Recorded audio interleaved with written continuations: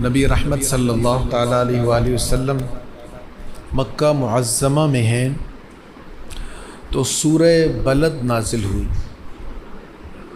سورہ بلد، اور اس میں اللہ نے کیا فرمایا؟ لا اقسم بہذا البلد، مجھے اس شہر کی قسم۔ مکہ معظمہ کی عظمت دیکھیں، مکہ شریف معمولی شہر نہیں ہے، یہ نبی کریم علیہ السلام کو محبوب ترین شہر ہے۔ یہ بات میں اس لیے عرض کر رہا ہوں کہ عام طور پر ہمارے ہاں مکہ معظمہ کی عظمت، اس کی محبت کا تذکرہ نہیں ہوتا۔ یہ مکہ معظمہ عظیم ترین شہر ہے اور نبی پاک علیہ السلام کا محبوب ترین شہر ہے۔ بس تھوڑا سا تصور بنانے کی ضرورت ہے۔ یہ ذہن میں رکھیں کہ یہی وہ راستے ہیں، یہی وہ گزرگاہیں ہیں، یہی صفا مروہ ہے، یہی وہ جبل ابو قبیس ہے، یہیں پر میرے آقا نے کھڑے ہو کر دعوت دی تھی تو حضور پر تانے کسے گئے، یہی وہ صحن حرم ہے، حضور سجدے میں تھے تو تکلیف پہنچائی گئی، حضور نے کلمہ حق کہا تو تکلیفیں پہنچائی گئیں۔ بلکہ حرم میں وہاں بیٹھنے کی کوشش کریں جہاں حضور بیٹھا کرتے تھے۔ بزرگوں نے، ہمارے اسلاف نے ہر چیز کو بیان کر دیا، کہاں حضور بیٹھا کرتے تھے، کدھر سے تشریف لایا کرتے تھے۔ تو مکہ معظمہ کی عظمت ہے کہ اللہ اس شہر کی قسم ارشاد فرما رہا ہے۔ لیکن قسم کیوں ارشاد فرما رہا ہے؟ اس شہر میں عظمت کا پہلو کیا ہے کہ اللہ فرما رہا ہے مجھے اس شہر کی قسم؟ مفسرین نے اس پر بہت لکھا ہے، کہتے ہیں عظمت کے پہلو تو بہت زیادہ ہیں مکہ شریف میں۔ کعبہ شریف ہے، حجر اسود ہے، مقام ابراہیم ہے، صفا مروہ ہے، اور پھر جو ہم حج کے ارکان مکمل کرتے ہیں وہ بھی وہیں پر ہیں۔ لیکن اللہ تعالیٰ نے فرما رہا ہے وَأَنْتَ حِلٌّ بِهَذَا الْبَلَدِ، مجھے اس کی قسم اس لیے کہ آپ اس میں جلوہ افروز ہیں، اس شہر میں آپ تشریف فرما ہیں۔ اس کی تفسیر سے مفسرین یہ بیان کرتے ہیں کہ عظمت حضور کے ساتھ ہے، جہاں حضور ہیں وہ جگہ عظمت والی ہے۔ اللہ اکبر۔ کعبہ شریف میں رکن یمانی اور حجر اسود کے درمیان والا جو حصہ ہے، یہاں پر آپ بیٹھ کر حرم میں اگر کعبہ شریف کی زیارت کریں گے تو یہ وہ مقام ہے جہاں پہ کعبہ شریف بھی آپ کے سامنے آ جاتا ہے، مدینہ شریف بھی سامنے آ جاتا ہے۔ میزاب رحمت آپ نے بارہا دیکھا ہوگا، جنہوں نے نہیں دیکھا اللہ بار بار دکھائے۔ وہ پرنالہ، سونے کا پرنالہ جو کعبہ شریف کے اوپر بارش پڑتی ہے تو اس کا پانی اس پرنالے سے باہر آتا ہے، ویسے سیدھا اشارہ کر رہا ہے۔ علماء اہل محبت کہتے ہیں وہ اشارہ کر رہا ہے یہاں آ گئے ہو گناہ بخشوانے کے لیے، اب اس در رحمت پر جاؤ، اب وہاں جاؤ، کاغذات فائل مکمل کر لیا، یہاں پر آ کے اب وہاں جا کے سٹیمپ لگوا لو۔ وہ مدینہ طیبہ کی طرف اشارہ کر رہا ہے۔ اہل محبت اپنے اپنے انداز سے بات کرتے ہیں۔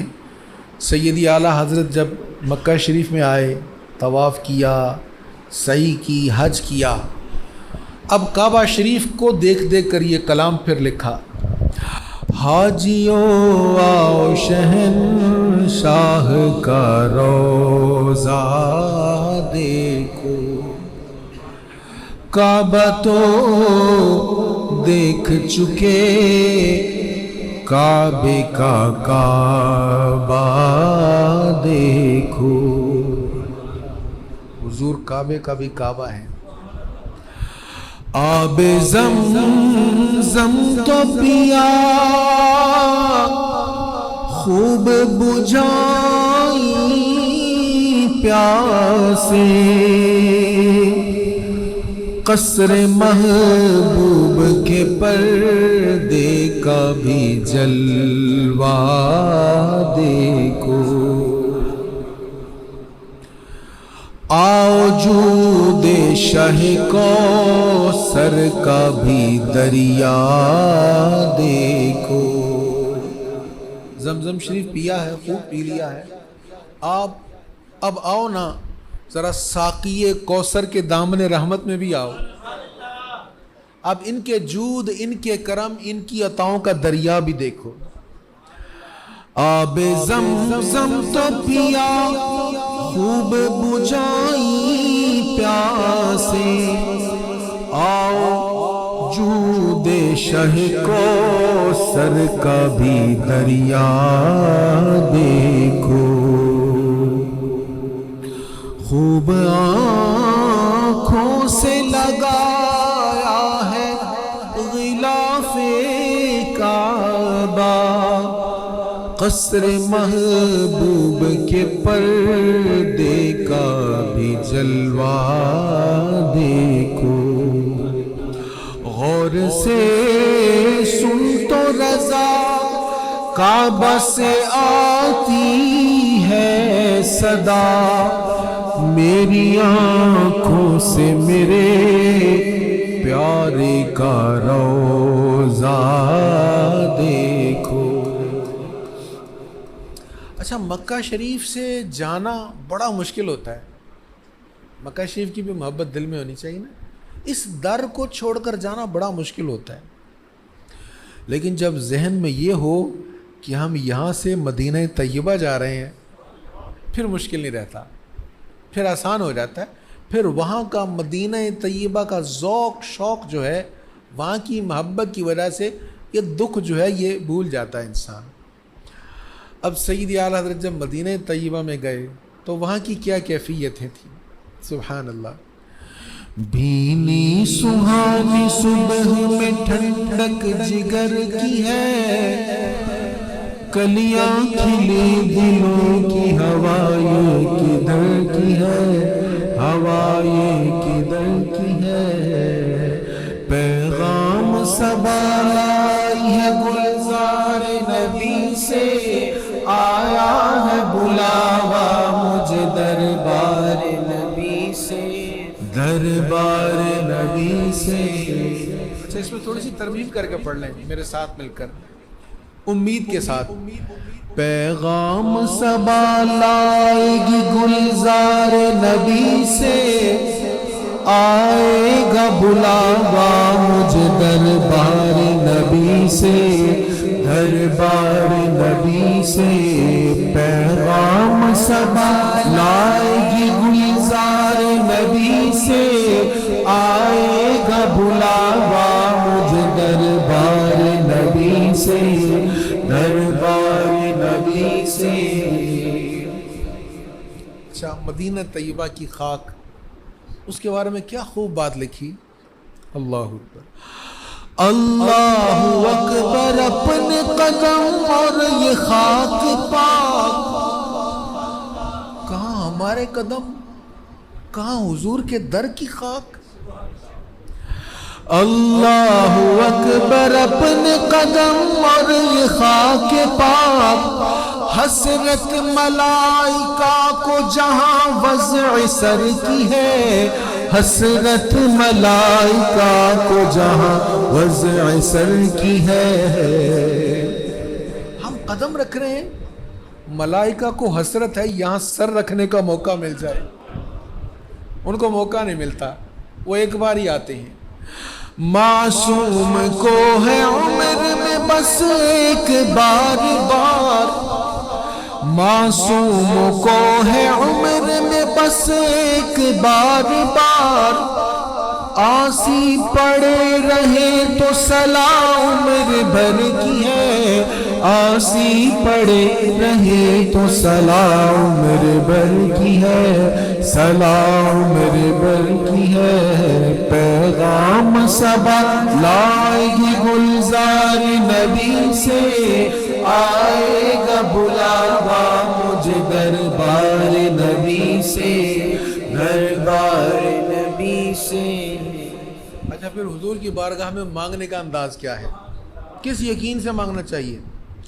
مانگیں گے مانگے جائیں گے، منہ مانگی پائیں گے. کبھی ایسا ہوتا ہے نا، کسی سخی سے مانگا زیادہ تھا، اس نے دے تھوڑا دیا، لیکن یہاں ایسا نہیں ہے، جو مانگیں گے وہ ملے گا، اور جیسا مانگیں گے ویسا ملے گا، بس یقین پختہ ہونا چاہیے۔ مانگیں گے مانگے جائیں گے، منہ مانگی پائیں گے، مانگیں گے مانگے جائیں گے، منہ مانگی پائیں گے، سرکار میں نہ لاہ نہ حاجت اگر کی ہے، سرکار میں نہ لاہ نہ حاجت اگر کی ہے۔ لا،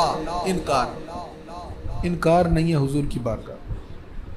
اگر، یہ بھی نہیں ہے، اگر تو پہلے آتا تو مل جاتا، اگر میرے پاس ہوتا تو دے دیتا، اگر تجھ میں یہ خوبی ہوتی تو مل جاتا، اگر بھی نہیں ہے، لا بھی نہیں ہے۔ مانگیں گے مانگے جائیں گے، منہ مانگی پائیں گے، سرکار میں نہ لاہ نہ حاجت اگر کی ہے، سرکار میں نہ لاہ نہ حاجت اگر کی ہے۔ مجرم بلائے آئے ہیں جاؤ کا ہے گواہ، پھر رد ہو کب یہ شان کریموں کے در کی ہے۔ قرآن میں اللہ تعالیٰ فرماتا ہے نا، وَلَوْ أَنَّهُمْ إِذْ ظَلَمُوا أَنفُسَهُمْ جَاءُوكَ، جب لوگ اپنی جانوں پر ظلم کر لینا تو حبیب پھر آپ کی چوکھٹ پر آ جائیں، پھر آپ کی بارگاہ میں آ جائیں۔ اللہ نے خود کہا ہے میرے محبوب کے پاس جاؤ، وہ پنجابی میں بھی شعر ہے نا، رب آکھے میں بخش دیاں گا، آ جاون گناہگار مدینے۔ تو جاؤ کا گواہ ہے کہ ہم آئے نہیں ہیں، بلکہ ہمیں کہا گیا ہے جاؤ وہاں پر، ہمیں بلایا گیا ہے۔ تو اے مانگنے والے، در مصطفیٰ کے سائل، تو آیا نہیں ہے، تجھے ترغیب دی گئی ہے، اللہ نے در مصطفیٰ دکھایا ہے، اور تو مجرم بھی ہے، اور حضور نے کہا بھی ہے میں مجرموں کی شفاعت کروں گا۔ تو جب مجرم بلایا ہوا آ گیا ہے کریم کے در پر، تو پھر رد نہیں کیا جائے گا۔ یہ کریم کے در کی شان نہیں ہے کہ خالی واپس لوٹا دیا جائے۔ مجرم بلائے آئے ہیں جاؤ کا ہے گواہ، پھر رد ہو کب یہ شان کریموں کے در کی ہے۔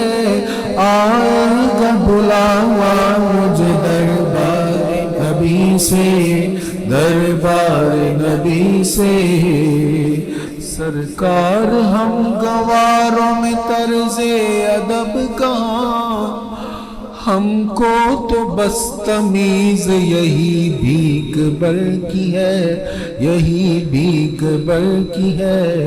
طیبہ میں مر کے ٹھنڈ چلے جاؤ آنکھیں بند، سیدھی سڑک یہ شہر شفاعت نگر کی ہے، سیدھی سڑک یہ شہر شفاعت نگر کی ہے۔ رات کا وقت تھا، زیادہ ٹائم حرم میں رات کا گزرتا تھا الحمدللہ۔ حضور کی بارگاہ میں شدید بھوک لگی، تو دل میں خیال آیا کہ حضور کی بارگاہ میں بیٹھ کر توجہ بھوک کی طرف جائے، یہ بھی ٹھیک نہیں ہے، کھانا کھا کر پھر آ جاتے ہیں۔ میں باہر آیا، فون کر کے بچوں کی والدہ کو بھی بلا لیا، اب مشورہ کر رہے ہیں کہ فلاں جگہ کھانا کھانے کے لیے جاتے ہیں، کوئی ریسٹورنٹ کا نام ذہن میں آیا کہ وہاں جاتے ہیں۔ اب تھوڑے سے حرم سے نکلیں، ایک ٹیکسی والا مدنی آیا، آواز دے کر کہنے لگا آؤ تمہیں فلاں ہوٹل مفت چھوڑ کر آتا ہوں۔ ہم نے نہیں کہا ہم کدھر جا رہے ہیں، واللہ میں درست کہہ رہا ہوں، کوئی مبالغہ نہیں کر رہا، ہم نے نہیں کہا ہم نے کدھر جانا ہے۔ عربی تھا کوئی، ہوٹل کا نام لے کر کہنے لگا مجاناً مفت لے کر جاؤں گا تمہیں، بیٹھ جاؤ۔ حضور کی بارگاہ میں پہنچ گئے۔ ایک اور اس طرح کا واقعہ ہوا، گھر کے لیے میری خواہش ہوتی گھر کے لیے کوئی نہ کوئی چیز ایسی لے جائیں جو زیادہ ٹائم گھر پہ رہے، مدینہ شریف کی یاد رہے کہ یہ ہم مدینہ شریف سے لائے تھے۔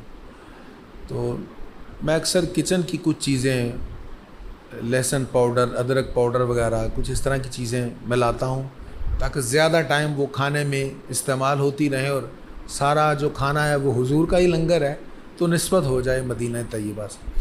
تو مجھے کسی ساتھی نے بتایا وہ فلاں اسٹور ہے قارات، وہ احد شریف کے قریب ہے، تو وہاں سے اچھی چیزیں مل جائیں گی آپ کو۔ ایک ٹیکسی والے کو روکا، اس کو کہا قارات جانا ہے، اس نے کہا 15 ریال لوں گا۔ میں نے کہا ٹھیک ہے لے جائیں۔ اب میں اور بچوں کی والدہ ساتھ ہیں، ہم جا رہے ہیں وہاں پر۔ راستے میں نے اس سے پوچھا آپ کہاں کے رہنے والے ہیں؟ اس نے کہا مدینہ طیبہ کا، مدنی تھا وہ۔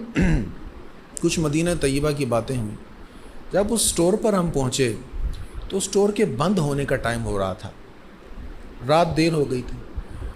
میں نے سوچا چلے میں ٹیکسی والے کو پیسے دے کر میں نکلتا ہوں، دیکھ لیتا ہوں پھر کیا۔ میں جیب سے پیسے نکالتے کہنے لگا 1 منٹ پلیز، کہتے 1 منٹ ٹھہر جاؤ۔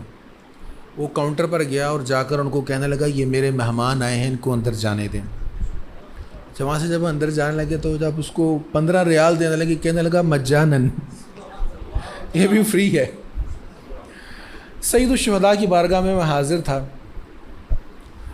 وہاں سے واپسی کے لیے ایک ٹیکسی والے کو لیا، اور جب وہاں سے واپس آ رہے تھے، میں نے اس سے پوچھا آپ کہاں کے؟ وہ پاکستان کا تھا، پنجابی تھا، گجرات کا رہنے والا۔ میں نے کہا ادھر ٹھیک ہے آپ کا معاشی سلسلہ؟ کہنے لگا نہیں، میں تو میری جو کفیل ہے وہ خاتون ہے ایک، وہ ریاض کی رہنے والی ہے، تو وہ مجھے کافی تنگ کرتی ہے، زیادہ مجھ سے چارجز وصول کرتی ہے۔ وہ مجھے کہتی ہے ریاض میں آؤ تو تمہیں زیادہ تنخواہ بھی ملے گی، تم سے ٹیکس بھی کم لیا کروں گی، تو تم وہاں آ جاؤ، لیکن میں یہاں سے جاتا نہیں۔ میں نے کہا کیوں نہیں جاتے؟ کہتے جی حضور دے ٹکڑے ہیں تے پالتے ہیں تے در چھڑ کے جائیے۔ کہتے میں حضور کی بارگاہ میں جاتا ہوں، جا کر کہتا ہوں حضور توڑے در دا کتا آ گیا تو ٹکڑے پا دے ہو۔ اللہ اکبر، یقین کریں اس کی باتوں کا اتنا لطف آیا مجھے۔ الحمدللہ وہاں کے راستوں کا کافی پتہ چل گیا، تقریباً مسجد نبوی شریف کے ارد گرد کے تقریباً علاقوں کا پتہ ہے الحمدللہ۔ حضور نے اتنا کرم کیا، بار بار بلایا، تقریباً راستوں سے واقف ہوں۔ اب اس کی باتوں نے اتنا لطف دیا، کبھی وہ حضور کے در کی بات کر رہا ہے، کبھی سیدہ پاک کی بارگاہ میں حاضری کی بات کر رہا ہے، کبھی سید الشہداء کی بات کر رہا ہے۔ اتنا لطف آیا مجھے پتہ ہی نہیں چلا مجھے کہاں پر وہ لے گیا۔